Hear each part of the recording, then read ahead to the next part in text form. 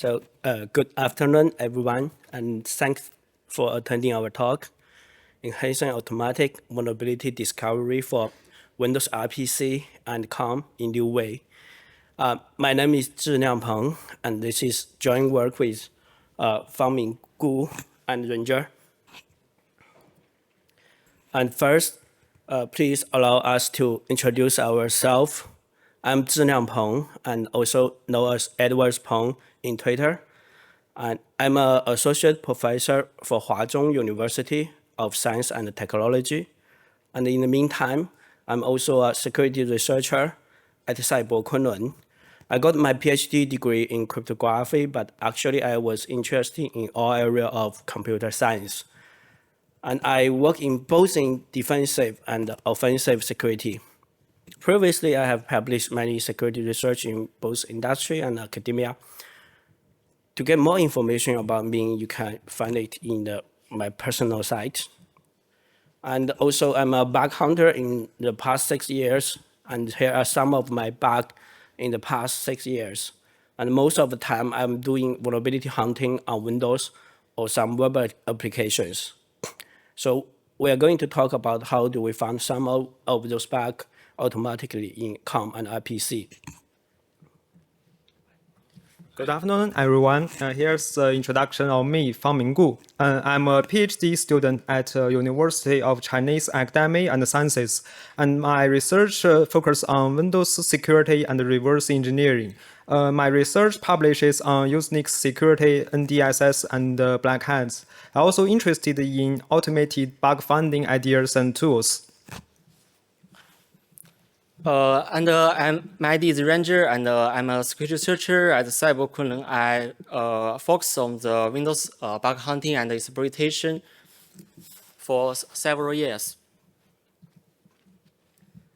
Okay, here is the agenda of this talk. First, we will give an introduction, then we will talk about the ALPC internals. After that, we will present XALPC, our solution to fuzzing and monitoring Windows ALPC message. And in the end, we'll give a summary. First, the introduction.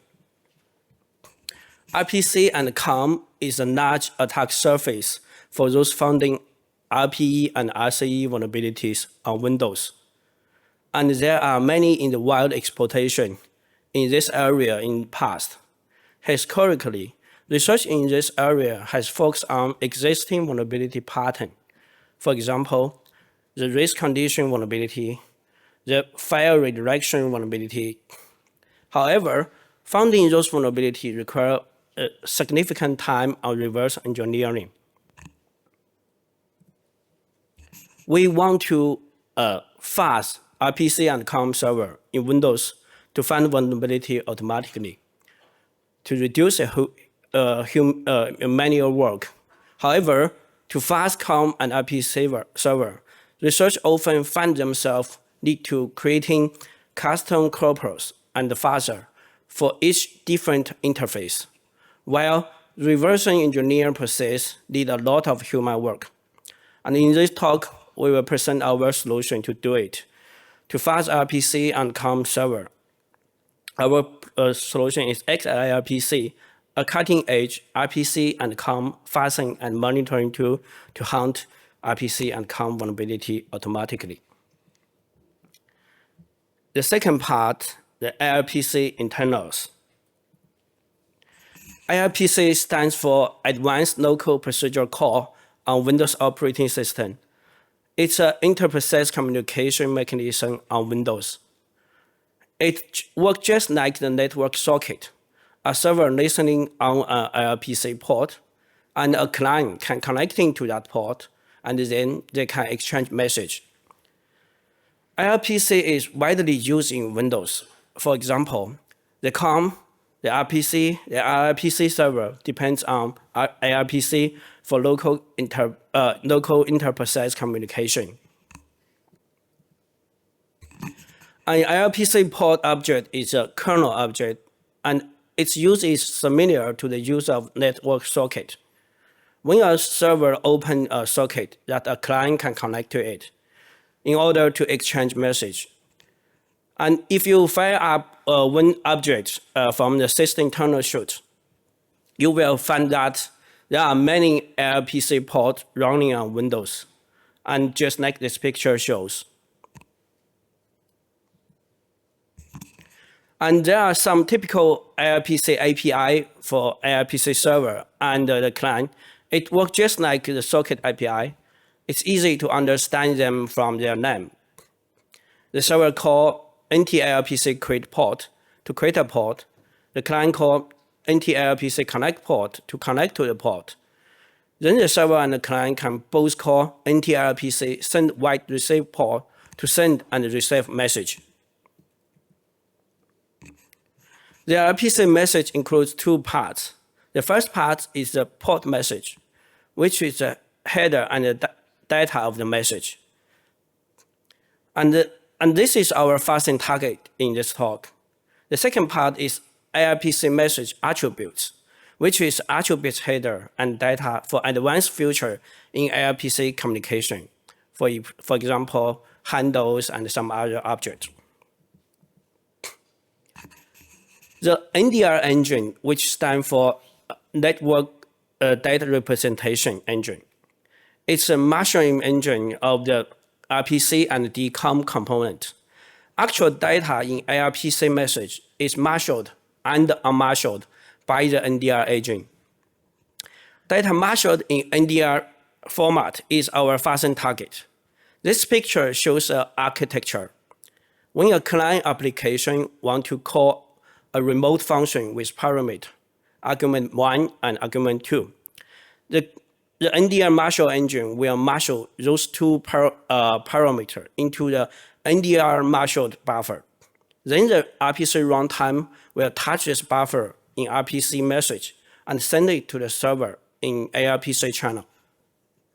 The server will use the NDR unmarshal engine to unmarshal the buffer and to recover the parameter argument 1 and argument 2, then calling the real application of the function with those parameters.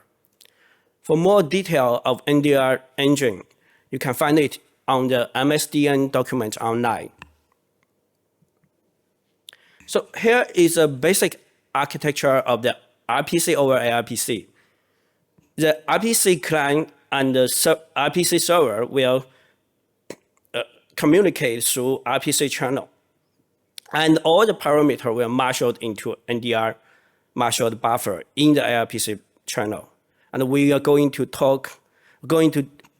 we are going to do it in this talk. Is actually hook the ALPC message and fuzzing and monitoring the NDR marshaled buffer to find vulnerability automatically. Here, we just briefly introduce ALPC internals. If you really want to know more about ALPC, how ALPC work, we strongly suggest you to find those public research. And the next part, XALPC fuzzing, and my coworker Fangming will present it. Now, the next part I will introduce the design, some design ideas behind the XALPC fuzzing architecture. Based on the ALPC internal implementation details we have already mastered, we further consider how to effectively explore this attack surface. So to fuzz ALPC messages efficiently, we are facing basically three challenges. First, there are huge amounts of default ALPC messages system-wide. Most of them are critical to Windows system functionalities. Second, RPC and COM are different protocols, so choose the right location to mutate the message is important for efficient testing and fuzzing. Third, lots of applications contains hidden ALPC messages, so we need to trigger them as much as possible to increase the coverage of ALPC messages. So we propose our fuzzing solution, the XALPC fuzzer for ALPC messages, targeting RPC and COM servers live and at scale. So here is our design. This figure shows the overall design of our tool, XALPC fuzz. We perform fuzzing based on targeting existing or triggered RPC and COM cores. The fuzzer basically contains three parts. First is trigger. We need to trigger as much as ALPC messages hidden everywhere on the Windows operating system. The second is hook. With correct hooking, our fuzzer can intercept the COM and RPC messages efficiently. The third is mutate and coverage monitor. With specifically designed mutators and mutation strategies, we can reuse and mutate COM and RPC messages based on ALPC messages level. This gives us the advantage of detouring the complexity of COM and RPC runtimes. We'll show the results of several crashes at the server side, which lead to memory corruptions in privileged RPC and COM servers. The key idea of XALPC fuzzing is to reusing existing ALPC messages. The first problem is for a fuzzer is where to hook and what to mutate. Since COM and RPC is our goal, we intercept a RPC core stack to expand our analyze. Obviously, we can choose to mutate before the marshalling procedure inside the RPC runtime or after it. So if we choose to mutate it right before the marshalling process, we will get a lot of invalid payloads because they just simply cannot pass the RPC runtime check. If the mutation happens after the marshalling process, the hook can mutate buffers just before the critical API mentioned before, NT-ALPC send wait receive port, to send the data to the server. So no more checks before sending at the client side. Another question is how can we deploy our fuzzer efficiently? We need to deploy the fuzzer per process, and our goal is to deploy it in as many processes as possible. As we can see, there are so many components that contains COM and RPC communication messages in the Windows user land, leading to ALPC messages spreading on the system at any time. In order to deploy XALPC hooks globally, we implement our XALPC using a kernel driver, leveraging kernel APC queue mechanism to inject the hook code into every user space process globally. Note that we can not only inject COM and RPC applications, but also COM and RPC services, because COM and RPC services can also be clients for issuing any ALPC messages to other COM and RPC services. Through this approach, we can ensure that the coverage of our method is sufficiently comprehensive. And another step is based on the hook. We need to make the XALPC fuzzer recognize which message is sent from the client to the server and vice versa, so that we can mutate the correct message. Based on our reverse engineering, the key parameter for the NT-ALPC send wait receive port core is the third parameter. We name it send message X. This parameter is of type P-port message and will be filled with RPC marshaled body when the ALPC message is carrying an RPC message. By analyzing send message X, we can judge if the current message intercepted by our hook is an RPC message or not. So the send receive message and the RPC bind message or not. In this way, we can determine the real message that we care about and the target we want to fuzz. We also log the core stack when our hook triggered to filter NT-ALPC send wait receive port cores from critical processes and modules. If we try to fuzz critical processes ALPC messages, it will simply cause the whole system frozen or not responding in a very short period. By filtering out certain processes and modules, we successfully deploy XALPC fuzzer in a more stable way and make it to run on the live Windows operating system. And for the mutation strategy part, the mutation relies on ALPC message context reserved from the original ALPC message. The message is very varied using multiple different mutation strategies carried out by our fuzzer. The strategies proposed by our fuzzer focusing on mutating two aspects: the input buffers bytes and the ALPC messages reply. The fuzzer also combines two stub strategies together to form a more complex testing sequence. Each original ALPC message will be mutated around 100 times on average based on all of the different strategies. This makes sure the mutator explores as much potential cases as possible. Start from a normal user. Our goal is to trigger as much deep hidden ALPC messages in the system as possible. From a user's perspective, lots of ALPC messages are hidden in client programs.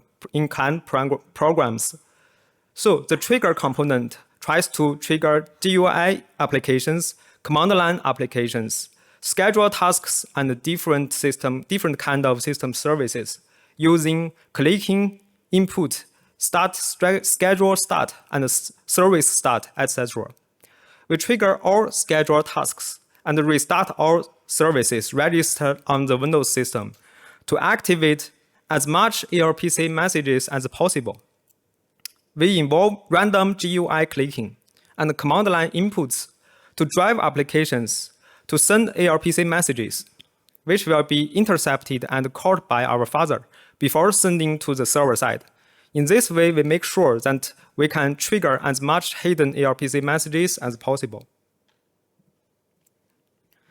Compared to fuzzing methods that do not support coverage, coverage-guided fuzzer has been proved to achieve higher efficiency and better results. However, since ALPC fuzzing operates across processes, the task of collecting coverage data must be decoupled from a part containing the mutator, which reduces testing efficiency. To address this, we need to deploy separately a coverage tracker module in the server side. But there are many options, both software and hardware. For software options, we have tried the coverage collector modules, which need to inject a software module into the target process to collect the coverage info. But that way is very low efficiency, and it causes the server side to become unstable. So instead, we select the Intel PT hardware feature to support this step and accelerate the testing process through libxdc decoding. But there are certain limitations for Intel PT to use. For example, the restriction of hardware requirement for newer Intel CPUs and different processes with different MSRs. So we need to target one server-side process at a time. We cannot collect coverage from lots of server-side processes at the same time. It is hard to monitor all processes and threads altogether. So basically, for XALPC fuzzing solution, it is only capable of targeting and tracking one server-side process at a time. Due to the architectural design of our XALPC fuzzer, it is often challenging to pinpoint the root cause of a server-side crash induced by the server mutated inputs. In many cases, reproducing a vulnerability can also be difficult. To address this issue, we aim to gain or gather more detailed information about the vulnerability, encompassing both the client side and the server sides. To this end, we need to record additional data, including our mutation strategy deployed in this round of fuzzing, and the mutated content, of course, for each ALPC message. The message sending sequence is also the key, and the corresponding client and server UUIDs to make a mapping between the ALPC server and the client, and also the crash core stack. By leveraging these informations all together, along with auxiliary methods, we can deploy and refine our root cause analysis strategy. Okay, now let me introduce several cases found by our XALPC fuzzer. Here's the one is a CVE 2024 38050. It's a vulnerability in the Windows Workstation Service, aka WKS service.del. Is an essential and important RPC service to perform tasks on a computer remotely on a network, including configuring properties and behavior of a server message block network redirector, managing domain membership and computer names, It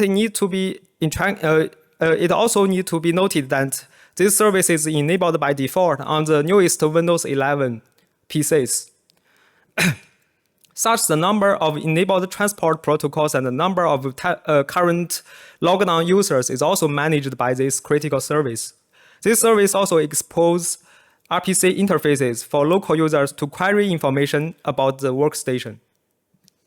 During our fuzzing, we found the vulnerability occurs in the DFS DS get DC name RPC interface inside the DL, which can be invoked where RPC and it's being triggered by our triggering model by adding a user inside the configuration manager of the MMC console.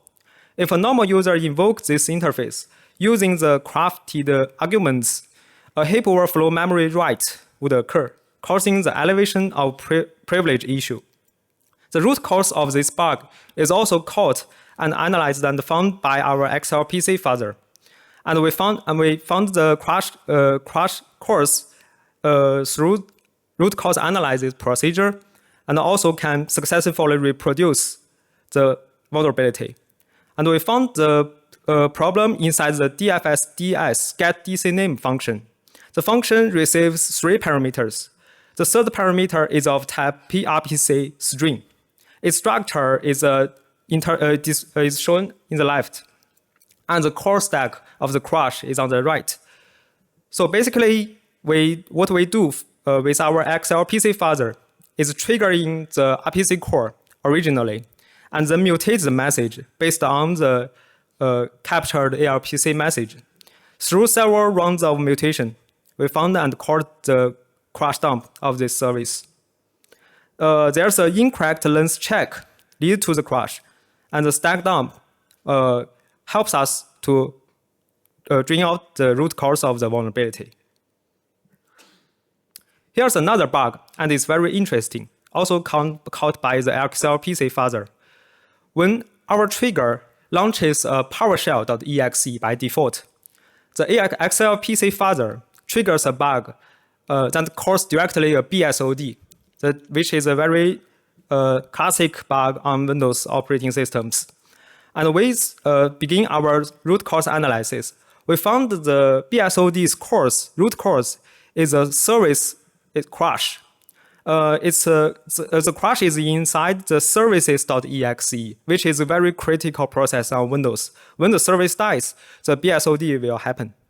So it's basically a problem still inside the user land. And the services.exe is an important component for service control manager. This service, the services.exe crashes immediately due to a heap out-of-bound access, leading to BSOD.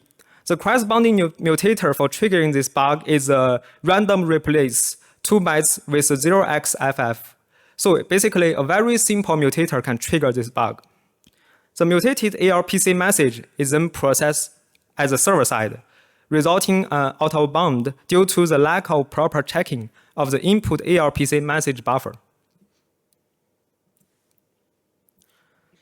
So, a simple summary of our XALPC fuzzer part. Further enhancing XALPC testing capabilities, there's still a lot of work to improve. For example, in scenarios with multiple clients under testing, Windows may freeze or become unstable, likely due to critical ALPC messages being corrupted or being repeatedly sending to critical processes. And for coverage information, coverage cannot be differentiated between different requests generated by our payloads or the normal requests issued by the normal clients or different kind of RPC clients or servers. And those normal program execution will influence our coverage collecting module, which makes it a judged error about the increase or decrease of coverage, which leads to a very unstable and inaccurate coverage feedback information.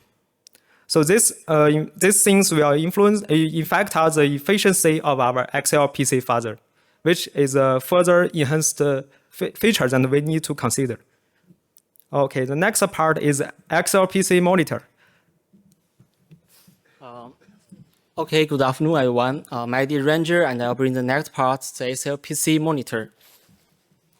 So when we talk about info-leak bugs, we usually think about out-of-bound read issues, but another info-leak bugs caused by the uninitialized memory is easy to overlook. As we know, when a memory is freed, it will be inserted into the free list of the heap manager. So for the performance consideration, the heap manager will not clear the memory content. Therefore, when this memory is located again, if the developer forgot to empty the memory content, it may contain some sensitive data, such as pointers. As you can see in this code, when using a structure type with multiple members, because the size of each members may be different, so there may be alignment issues. For example, as you can see, if the data 1 field is 4 bytes and the data 2 field is 8 bytes, so there will be a gap memory between these two members.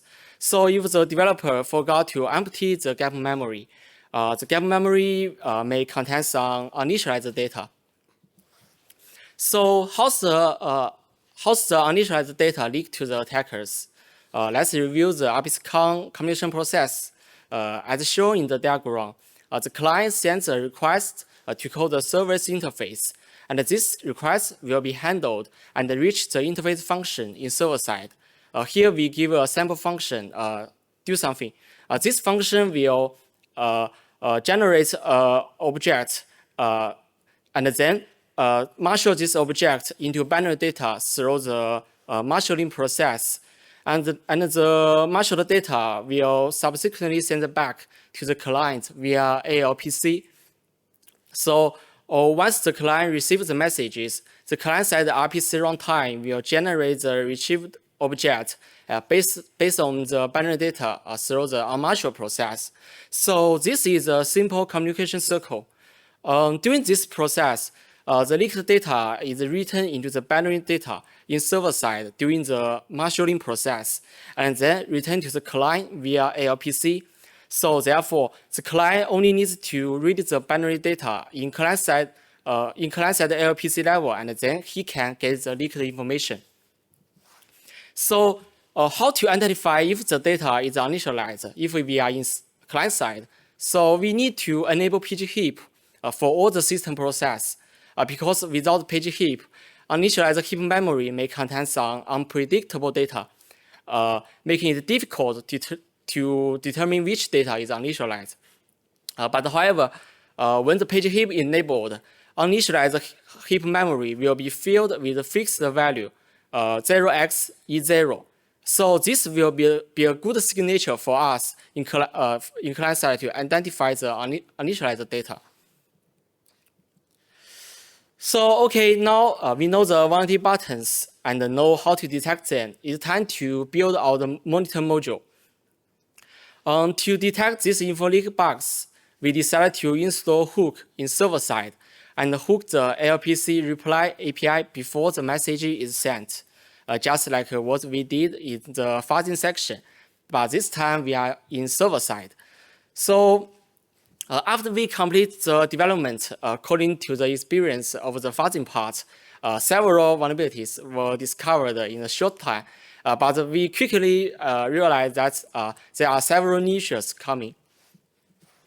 Unlike in the fuzzing section, in fuzzing section, we can identify vulnerabilities by triggering the crash, but the info leak due to the uninitialized memory does not lead to any memory corruptions. So the previous method doesn't work anymore in the current situation. One of the challenges here is at the ALPC level, we have no information about the vulnerable function. As you can see at the diagram, we can check the code stack when the con server replies the ALPC response. The code stack is separate from the vulnerable function. So we cannot get the name of the vulnerable function directly from the stack. So without this information, even that we have found the uninitialized data, we don't know how to locate the root cause of the bug, and we don't know how to reproduce it. And the second challenge is for the complex interface with multiple out parameters, the structure for each parameters may be complex. And different objects may have different memory layout, as you can see at the diagram. Assuming that we found the initialized data in the return buffer in the server side, and the vulnerable function has multiple out parameters because we don't have any extra information. So how could we know which object, which out parameters cause the info leak? One possible way we can think is to reverse the vulnerable function and then manually check these parameters one by one. But this will take a lot of time on reverse engineering, especially when the internal implementation of the vulnerable function is very complex. This will be very terrible, and it's very inefficient. We want an automatically way. So to solve these two challenges, we decided to change our hook strategy for the monitor. For the challenge one, we need to know the vulnerable function name.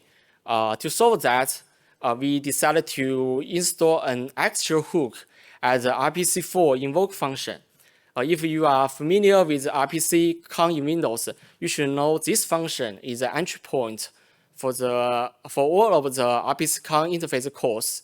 All the RPC requests will be handled and go through this function to reach the target interface function.